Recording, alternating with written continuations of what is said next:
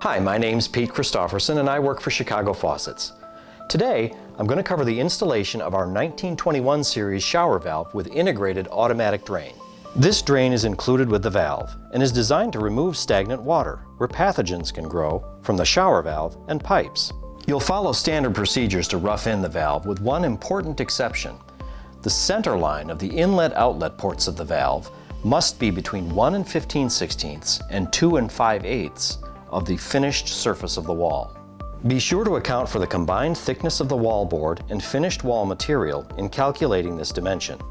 Make sure the valve is plumb and level with the stops and the cartridge is securely in place. Pressurize the valve and test for leaks at all the connections.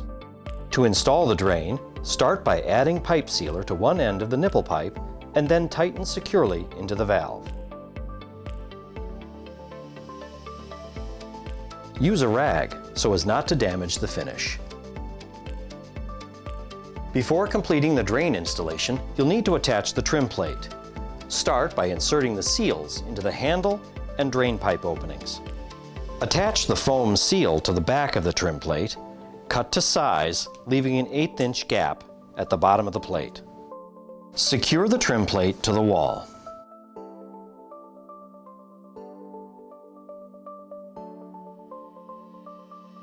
Add the drain assembly seal to the end of the nipple pipe, making sure the larger end is close to the trim.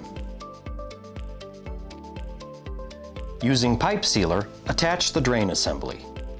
Make sure it's lined up vertically with the handle and secured tightly. With the drain assembly secured, slide the drain assembly seal into position. With the handle attached, your valve is ready for use. For more information on our shower systems, please visit chicagofaucets.com.